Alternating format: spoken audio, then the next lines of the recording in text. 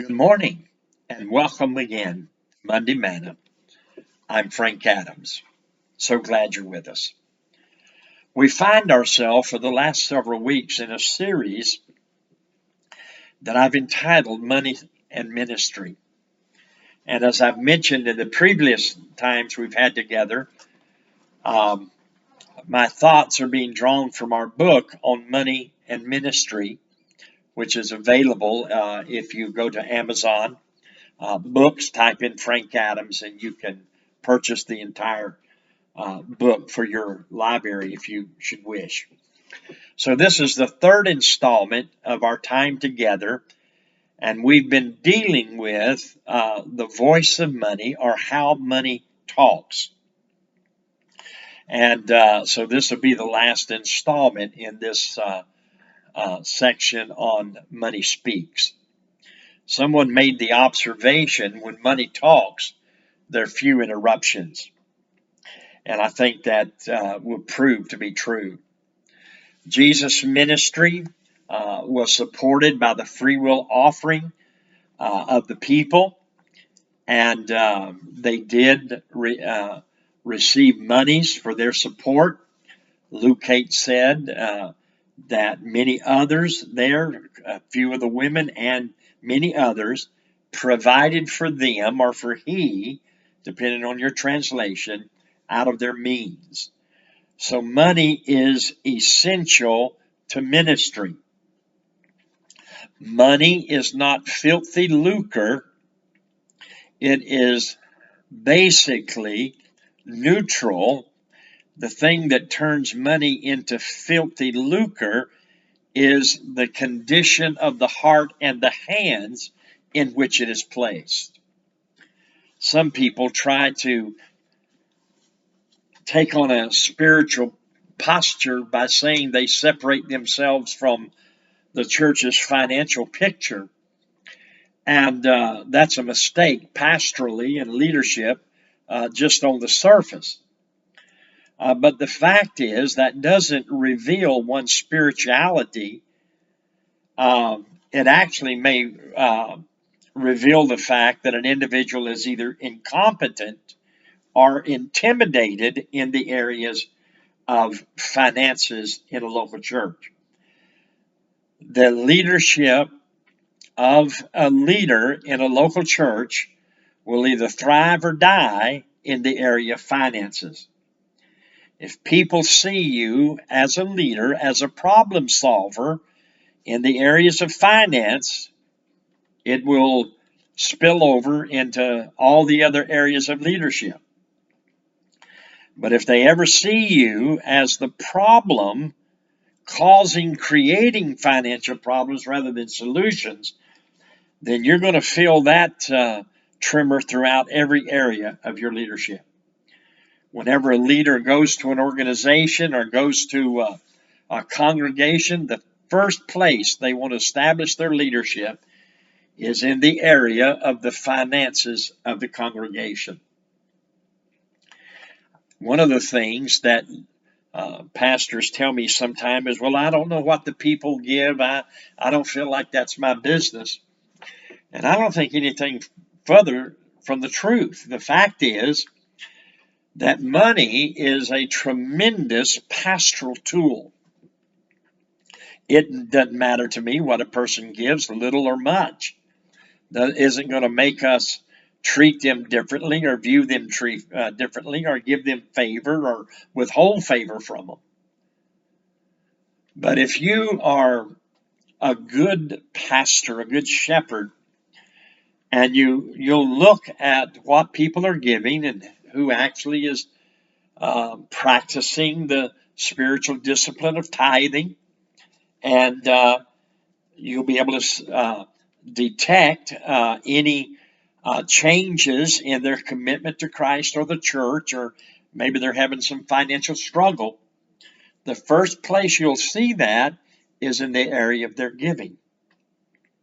And if you just simply have the opportunity on a consistent basis just to look at the giving records of your people, then if all of a sudden you see it drop off, then as a shepherd, you can inquire. You may find out that they've lost a job or they're in critical financial peril, and the church can help them.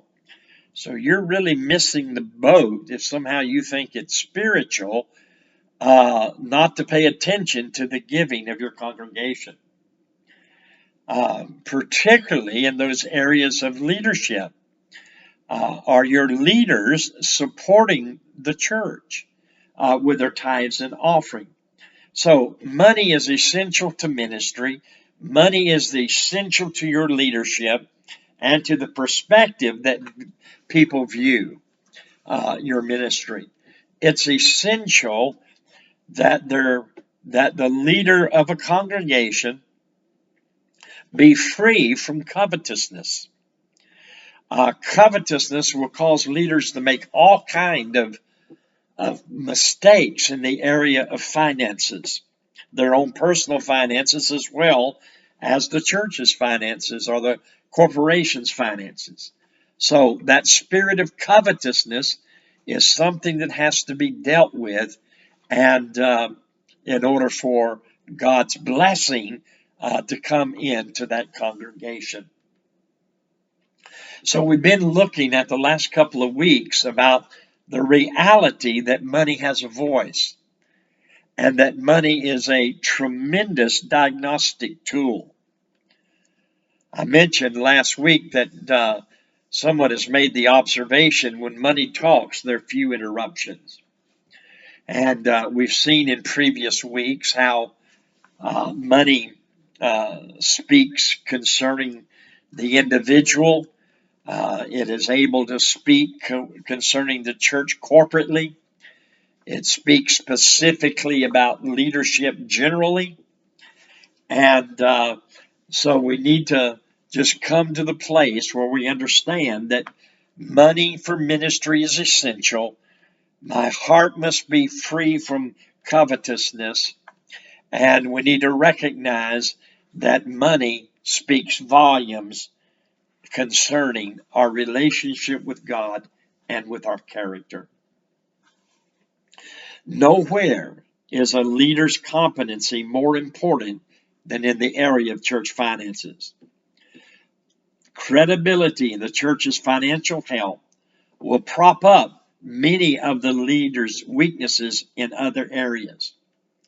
If you can offer leadership in the area of finances, it will impact and people will be open to your ministry and input and influence in other areas.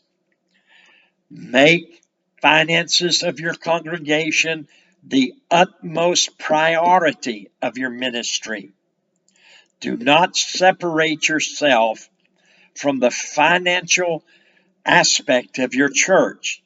I don't care if you have bankers and investors and whomever on your board or in your financial picture. My friend, you be the expert in the room. You give direction. You listen to counsel, but you give direction to that ministry. Show it by the character and the integrity of your own finances, but also especially in the finances of that congregation. Money speaks volumes about the leader's competency. And so give your attention to money. It speaks volumes about your ministry. The last thing I'll mention about in this series on Money Talks is that money has a lot to say about God specifically. When money talks, it has a great deal to say about God specifically. Our thoughts about how God views money is critical to the health and the well-being of all believers and to every church. After decades of pastoral ministry, I've come to believe that most of the struggles we as Christians deal with can be traced to faulty views of God. When the wrong thinking and perceptions of God are corrected, the majority of problems are solved. This is nowhere truer than in the area of individuals, believers, in leadership, in the congregation generally, but specifically in one's relationship with God. Many believers and leaders view God as limited in his willingness and ability to provide for them materially. This is obviously a mistake. This is critical to one's relationship with God and the church's ability to adequately finance and have provision for ministry. Wrong concepts cripple churches' ability to reach their world. All the barriers of God's generosity have been removed when he gave his son, Jesus Christ. When money speaks of God, it speaks of his unlimited generosity. Without this understanding, we will dramatically limit what God is willing to do for his people. We do not need to live in fear and futility. We need to trust God to provide every need according to his riches and glory by Christ Jesus. The New Testament declares, now to him who is able to do exceedingly abundantly above all we think or ask, according to his power at work within us. My friend, one of the ways that God manifests his glory and his power in us is by giving us sufficiency in all things. Well, that's it for today. Remember to like and share and comment and subscribe. We appreciate it very much. God bless you. We'll see you next week as we continue this series on money for ministry.